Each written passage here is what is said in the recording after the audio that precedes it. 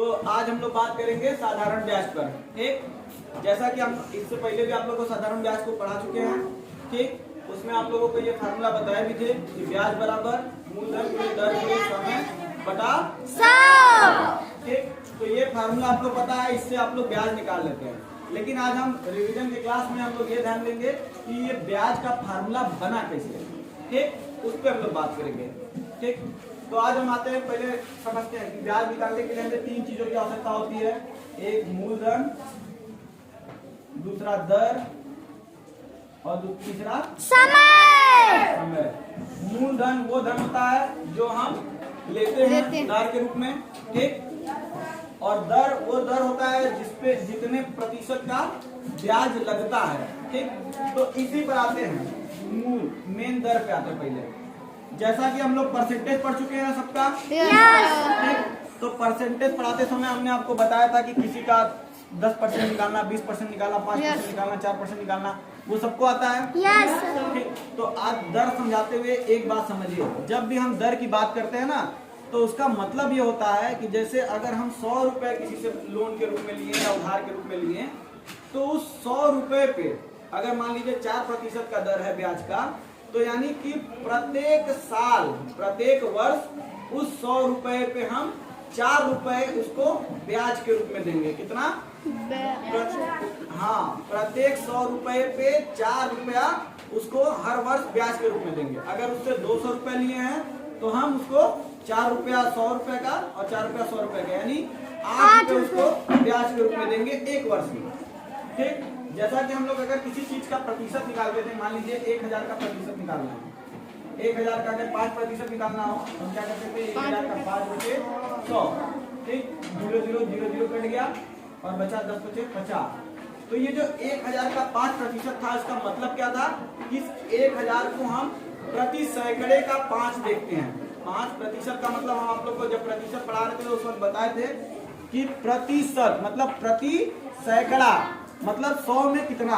तो 1000 को अगर हम तोड़ेंगे तो 10 सैकड़ा बन सकता है। Yes sir. 100 का 10 सैकड़ा बन सकता है ना। 100 200 300 400 500 600 700 800 900 10 माने 1000। ठीक, तो इनको 10 टुकड़ों में बांट सकते हैं, तो हर टुकड़े का 5 रुपया लगेगा, यानी हर सैकड़े का 5 रुपया, तो 10 सैकड़े का 50 रुपया। ठीक, ये वही चीज ब्याज में केवल इसी प्रतिशत के साथ साथ हम उसका क्या निकाल देते थे, समय के साथ। क्योंकि अगर यही अगर 2 वर्ष के लिए हो तो ये 1 वर्ष का हुआ, अगर ये 2 वर्ष के लिए होगा तो इसमें 2 वर्ष का गुणा हो जाता है, यानी 100 रुपये लगता है ब्याज। समझ रहे हैं? इसी से ये फार्मूला बना है, मूलधन गुणे दर गुणे समय। ठीक, मूलधन आपका ये आ गया जो जिसपे ब्याज प्रतिशत लगना है, दर वो रेट जिससे कि ब्याज लगना है, 5%, 4%, 2%, 10%, 15%। ठीक, ये हमेशा प्रतिशत में होता है ना। ठीक, और समय मतलब जितने वर्ष के लिए लिया गया है, ये हमेशा वर्ष में होता है अधिकतर आप लोग के लेवल में, लेकिन महीने का भी निकाल सकते हैं आप। तो जैसे जैसे आपका समय जैसा दिया होगा उसके अनुरूप हम यहाँ समय को भरेंगे। ठीक, इसी से ये फार्मूला बनता है, मूलधन गुणे दर गुणे समय। ठीक, तो अब ये आप लोग को समझ में आया? ठीक, ब्याज निकालने का जो तरीका है, फार्मूला है, वो फार्मूला कैसे बना था वो समझा दिए। ठीक, मूलधन का मतलब वो धन जिसपे ब्याज लगना है। ठीक, दर मतलब जिस प्रतिशत से लगना है, और समय मतलब जितने वर्ष के लिए वो धन दिया गया है, उतने मतलब जब चुकता करना है, जब तक का ब्याज निकालना है। ठीक, इन तीनों का आपस में गुणा करके बटे 100 कर देंगे तो अपने आप जो निकल के आएगा वो क्या होगा, ब्याज। और इस ब्याज के साथ जब हम क्या जोड़ देंगे, मूलधन जोड़ देंगे तो क्या बन जाएगा, वो मिश्र धन बन जाएगा। मिश्र धन क्या होता है? अच्छा, जो ब्याज और मूलधन को जो मिश्र धन वो धन होता है जो हम वापस करते हैं। मूलधन वो धन होता है जो हम ब्याज लेते हैं उधार के रूप में, और मिश्र धन वो धन होता है जब हम वापस करते हैं, यानी उसमें मूलधन के साथ साथ हम उनका जितना ब्याज बना है उसको भी देते हैं। माने हम अगर किसी से 1000 रुपया लिए तो अब उसमें ब्याज लगा मान लीजिए 100 रुपए, तो अब हम उनको वापस कितना करेंगे, 1100 रुपए। Yes sir. 1100 बढ़ा के देंगे ना 100 रुपए। यस। तो वो 1000 जो उनका लिए थे वो मूलधन तो है ही, साथ ही साथ उसमें 100 रुपए ब्याज का भी लग रहा है। तो यानी हम उनको वापस कितना कर रहे हैं, 1100 मूलधन प्लस ब्याज 1100 उनको वापस कर रहे हैं। ठीक, तो वही आपका क्या हो जाता है, मिश्र धन। समझ में आया? रिवीजन के लिए ये काफी है। एक सवाल दे रहा, करिए।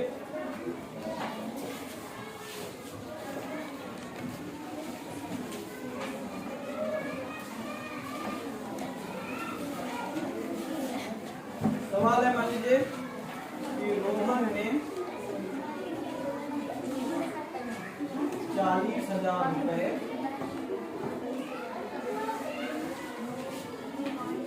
मोहन से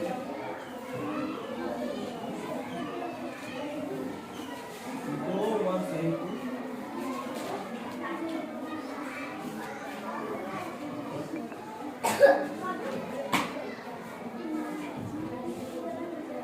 उधार लिए।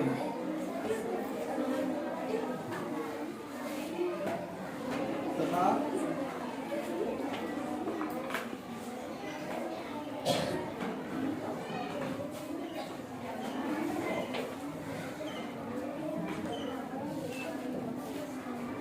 ब्याज का प्रतिशत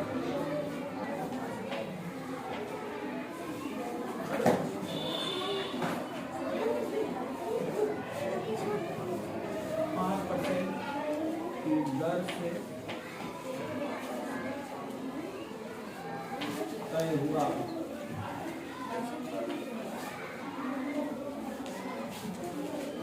तो रोहन 2 वर्ष बाद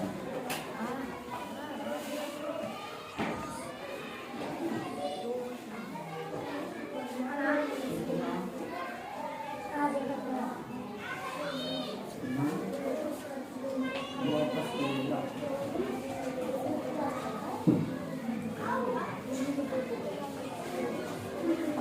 चलिए इस प्रश्न को हल करिए आप लोग, सभी लोग। मूलधन इसमें पता ही है, दर भी दिया है, समय भी दिया है, इससे आप लोग निकाल सकते हैं ब्याज। और जो देखिए कह रहा है 2 वर्ष के बाद कितना धन वापस करेगा, तो जो वापस करने वाला धन होता है वो क्या होता है, मिश्र धन। ठीक, तो यानी आप लोग को निकालना है मिश्र धन। उससे पहले आप लोग निकालेंगे उसका ब्याज और मूलधन के साथ इसको जोड़ देंगे।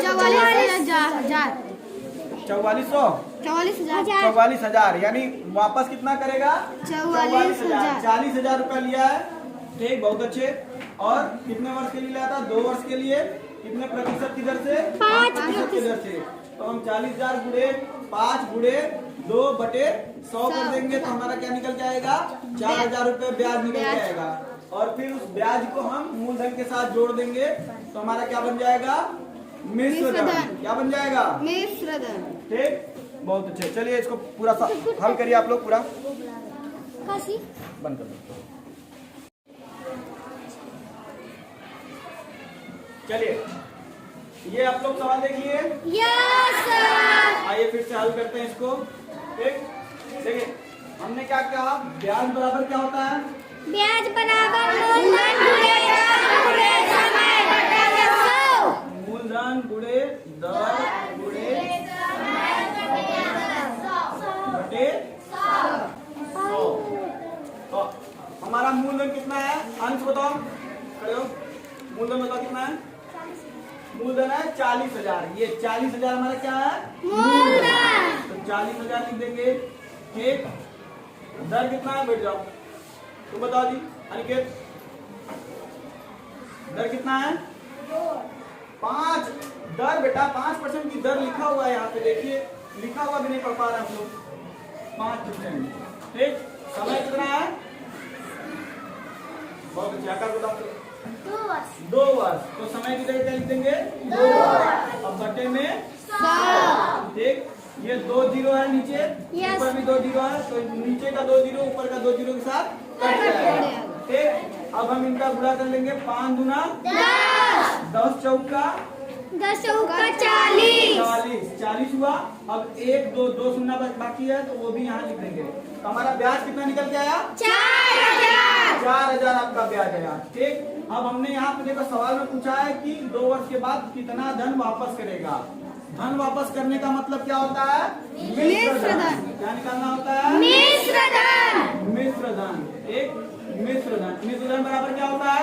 इससे पूछेगा वो बताएगा। चलो प्रियंका, मिश्र धन बराबर, मिश्र धन बराबर, संजना तुम बताओ।